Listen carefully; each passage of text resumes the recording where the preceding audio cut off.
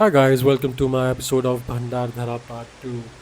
Here in this episode हम देखने वाले हैं सांदन वैली जिसमें एक रिवर्स वाटरफॉल है, ब्यूटीफुल लश ग्रीन माउंटेन्स जिसमें चारों ओर बहते झरने हैं और एक बादलों की चादर जिसने घेर रखा है पूरे भंडारदरा हिल स्टेशन को।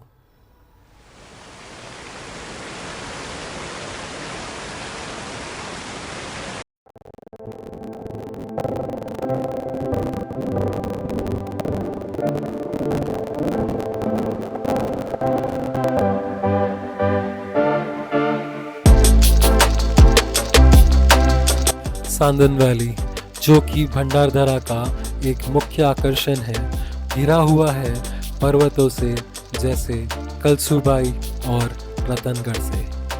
सांदन वैली करीब 200 फीट गहरी है और 2 किलोमीटर लंबी एक जल नक्शीदार घाटी है जो रतनगढ़ और कलसूबाई जैसे विशाल पर्वतों से घिरी हुई है।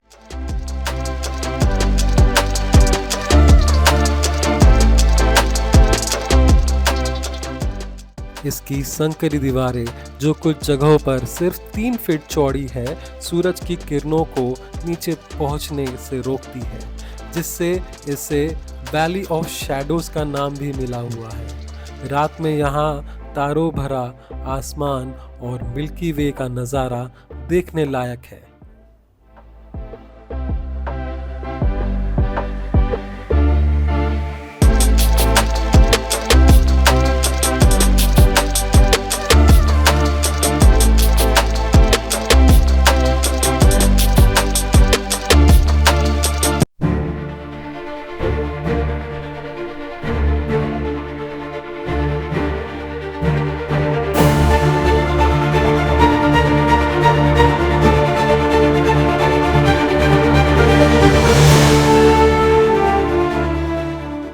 हम ठहरे हुए थे द हॉस्टलर में, जो कि लोकेटेड है एकदम बीचों बीच लेक आथर के, जिसके तीनों तरफ फैला हुआ है लेक आथर और एक संकरा रास्ता जो बहुत ही नैरो है, जिसमें सिर्फ एक कार गुजर सकती है।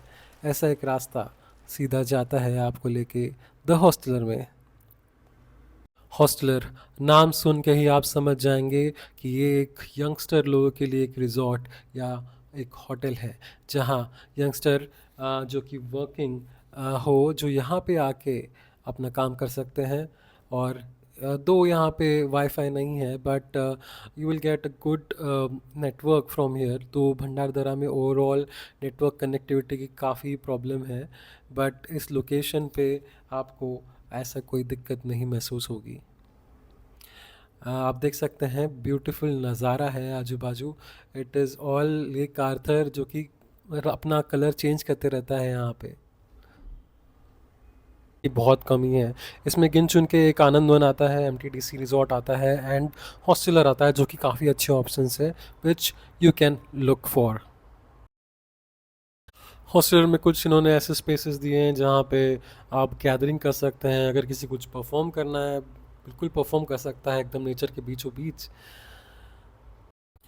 हॉस्टल रेस्टोरेंट के जस्ट बाहर इन्होंने एक स्पेस दिया है जिसमें आप बैठ सकते हैं। यहाँ पे बेंचेस दिए हैं, यहाँ पे एक झूला दिया है।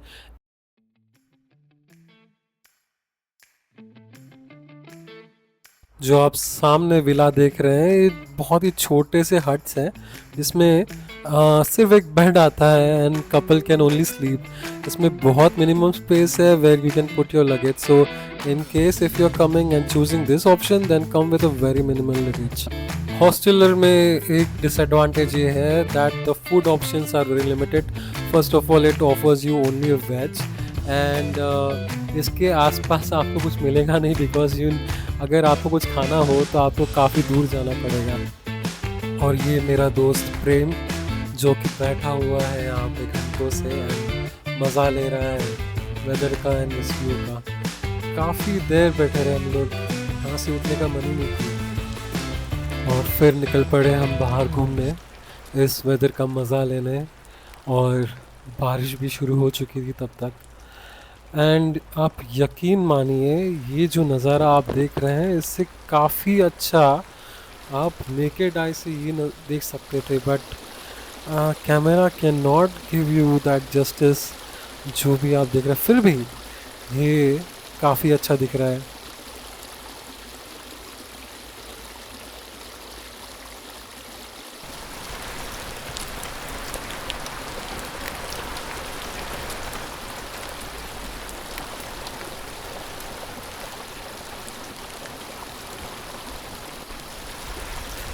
Absolute swerve, guys, absolute heaven. Look at this view.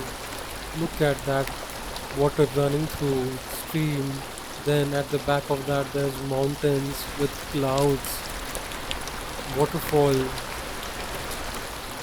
So heavenly. ये किसी म्यूजिक की तरह ही था. बारिश की बूंदें और ये धाराएं और ये कलकलाहट. It's true meditation. इससे अच्छा और क्या हो सकता है.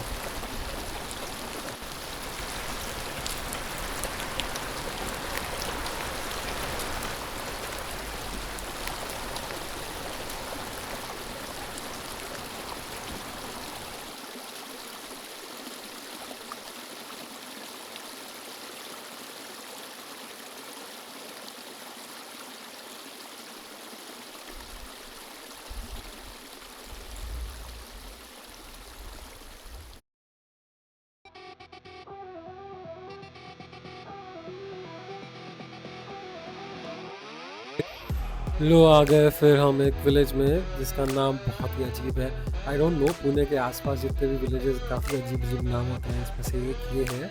सो इसकी खासियत ये है कि बहुत ही खूबसूरत है. पहली बात तो ये नेचर के बीच में बसा हुआ विलेज जिसमें आजू बाजू बहुत सारे माउंटेन्स हैं. ये लेक है जिसमें एक संकरा रास्ता जिसमें दोनों तरफ आपको लेक मिलेगा. खूबसूरत, ज़्यादा गहरा नहीं है बट फिर भी जब बारिश होती है और जब ये भर जाता है तो बहुत ही खूबसूरत लगता है ये. इसका मैं ड्रोन शॉट नहीं ले पाया, इसका मलाल रहेगा हमेशा.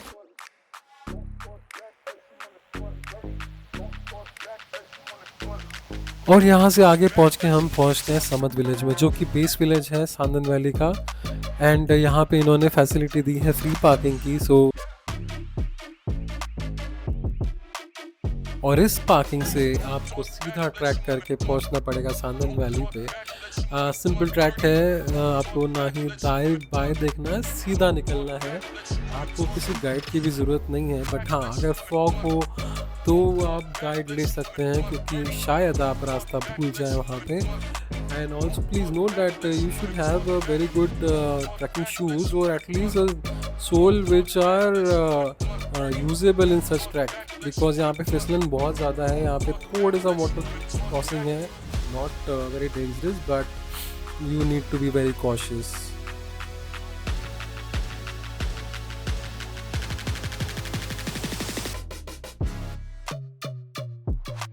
ये देखिए, यही नदी आगे जाके बनती है वाटरफॉल जो कि कहलाया जाता है रिवर्स वाटरफॉल. एंड इसे रिवर्स वाटरफॉल इसलिए कहा जाता है क्योंकि नीचे इतनी हवा तैयार होती है जो ऊपर की तरफ आती है एंड इसकी वजह से वाटर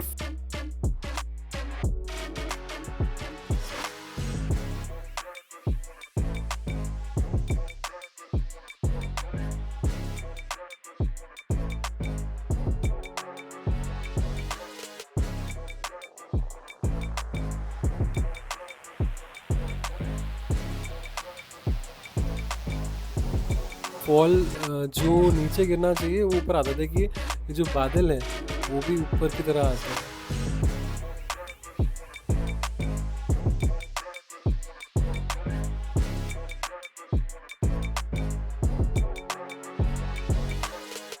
और फिर हम उसी रास्ते वापस अपने रिजॉर्ट की ओर चल दिए.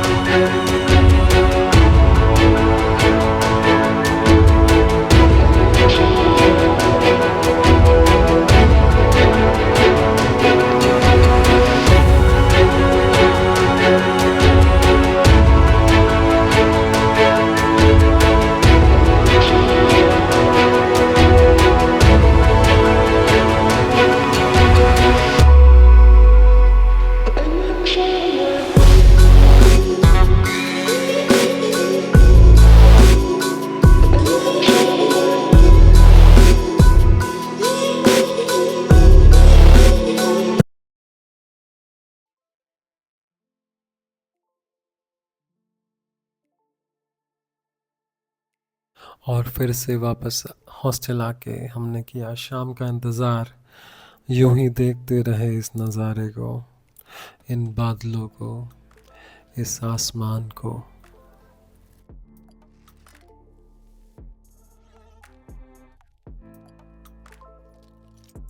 इस शाम को, इन बादलों को देखकर मुझे एक शायरी याद आ रही है। शाम कहती है कि जीवन भी ढल जाएगा, हर गम का रंग भी बदल जाएगा। जो खो गया है उसे भूल जाए दोस्त, कल नया सवेरा जरूर आएगा।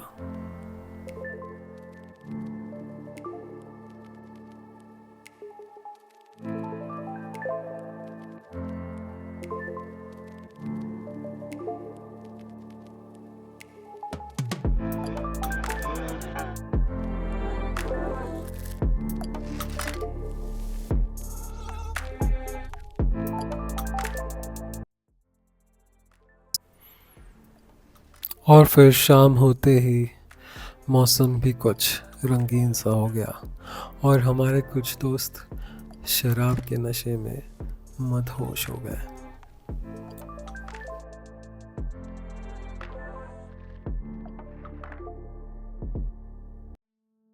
और इन अंकल ने अपने जिंदा दिली से तो समा ही बांध दिया।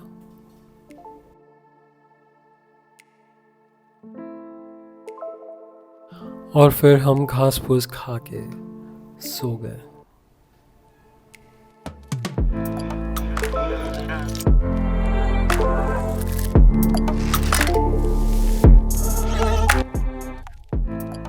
That's it from my side, guys. Subscribe to my YouTube channel, Wanderlust_Kushal.